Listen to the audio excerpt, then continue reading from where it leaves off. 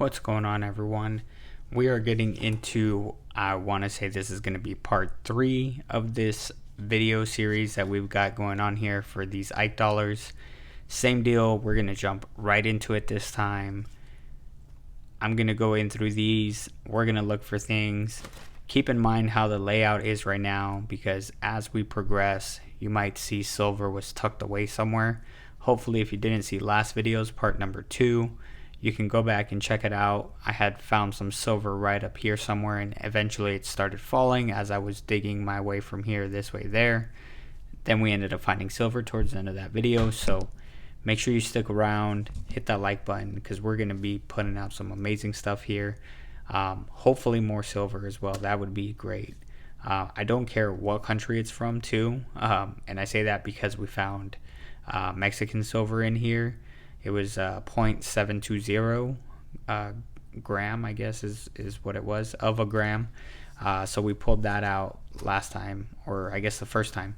So I don't care where it's from. If it's silver, we're gonna have it here. So let's get right into this, and I'll bring you guys back and we'll go over anything interesting that we find.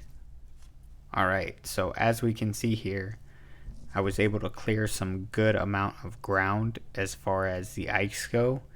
And the third portion is looking a little bit stormy. We did find some better condition dates, or sorry, not dates, but just better condition coins. So we found a few Ikes that are in better condition. What I'm going to do is I'm going to start with the absolute worst, and I'll show those to you guys here very briefly. So these are just like the absolute worst that I decided to keep. If you can imagine, anything else that I didn't keep is even more beat up than this, or in very poor condition. Here I will put a few of the, I guess these would be the best, I guess, because or not best, but they have what is it, better, best, and whatever the case may be, good. I guess we'll call these good. These are just like okay, if you will. Nothing extremely special about them. Again, I'm almost like torn that I have to let them go and not really have any opportunities to continue searching through them. So I'm even keeping the 77Ds, which is not something that I normally do. 74s also don't keep, but just overall looking for coins that I might be, one day I might just decide that, hey, maybe I should have held on to that, or maybe I can make another $1 or $2 on it if I can make $1 on it, and just double my face value and then sell it in packs of like 10 or whatever the case may be. I will definitely do something like that, just as long as I can make something worth it for myself and then for the other person as well. These are going to be the better condition of the bunch here, and again, not entirely accurate. It was just ballpark. As you're going through these, you guys notice that it is time consuming. It is very time consuming, so I try not to double guess myself or just think about it for too long. I set them down in the pile that I think that they belong to, and I will just kind of run accordingly. And then that's the last one for this pile here. And then I'll show you these. So these are the best of what I found here. So we have this 72 that, again, the front is not as lustrous as I believe the back is. The back shows really nice signs of aging. It's aged very nice for its year. Here we have a 77D. Again, not normally something I would keep because of the D mint mark, but this one was in just better condition, so it's something that I just decided to make an exception on.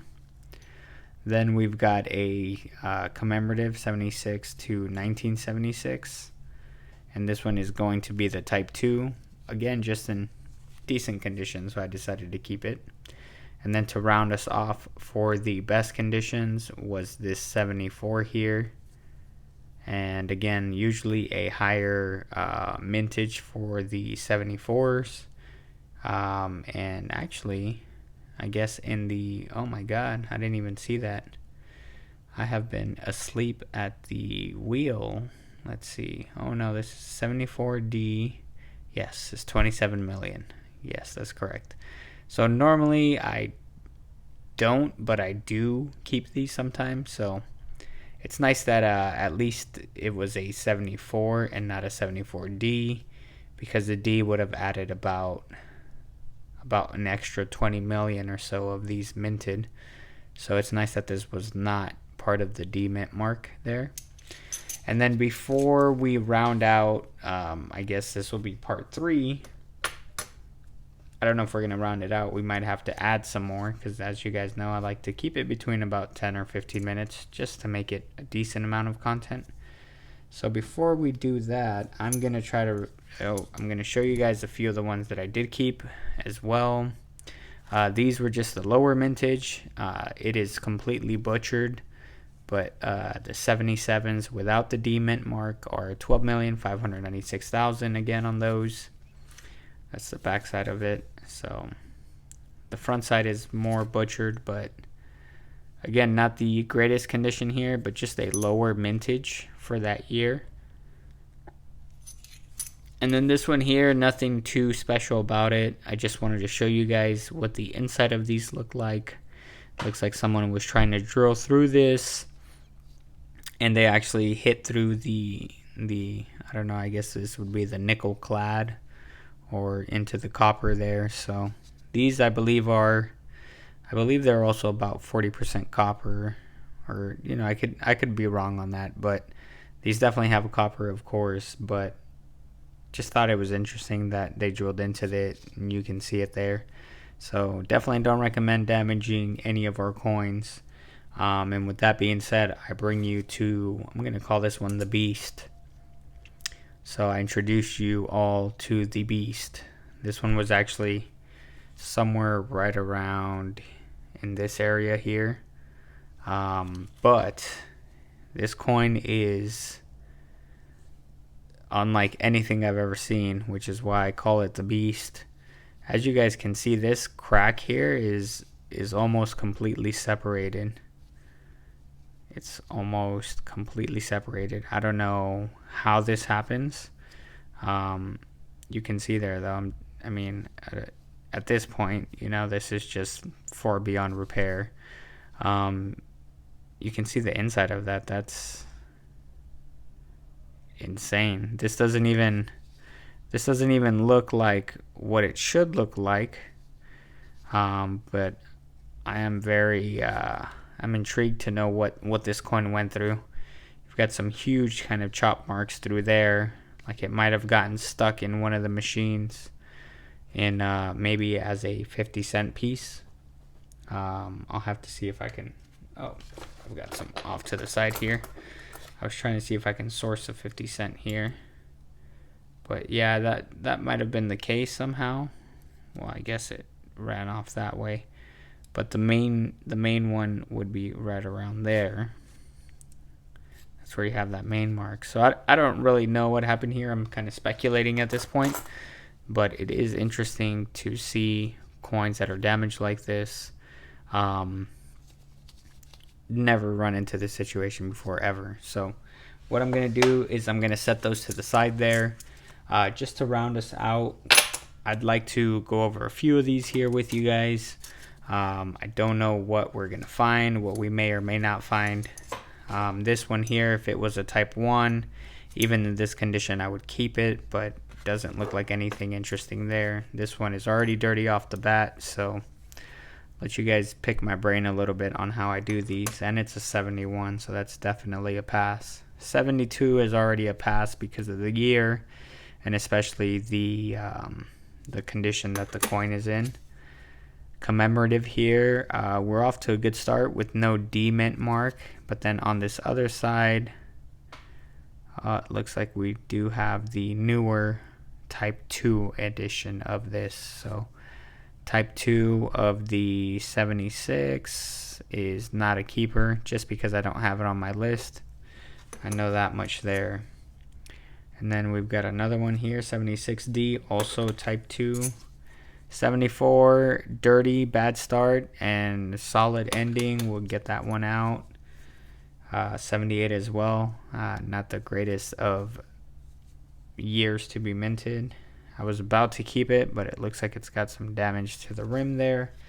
So we'll just set that off to like the worst pile or something. And then 72, nothing too good to see there. I've been eyeballing these. I keep going back to them because they, for a second, appear to be silver at a small glance, but of course they're not. They are just coins that have been butchered. We've got a 72 there and a 76 commemorative type 2, so nothing interesting there. We're going to go ahead and call it a video here for part number 3. Thank you guys for sticking this one out. I hope you enjoyed all the varieties of different coins that we found and decided to keep, especially the Beast. So if you did, make sure you hit that likes, thumbs, whatever it is button there somewhere over here. Appreciate you guys. If you haven't subbed, again, we're trying to get to 1,000 subs by the end of 2022. Before would be ideal. It would be an amazing Christmas gift. So with that being said, make sure you subscribe. We're going to be coming back to finish up part 4. Hopefully I can condense this down to about part 4 and 5, and we'll knock this bag out. And hopefully we're still waiting to hear if by chance we might get our final Ike bag, or if this is the one again. So that's why I'm preparing now in case this is the final bag. We have plenty of reserves. We have plenty of pieces that are, although are not pieces that we normally keep, we're going to keep them anyways. All right. We can always send things back, but apparently we can't get them anymore. So catch you guys on the next one. Peace.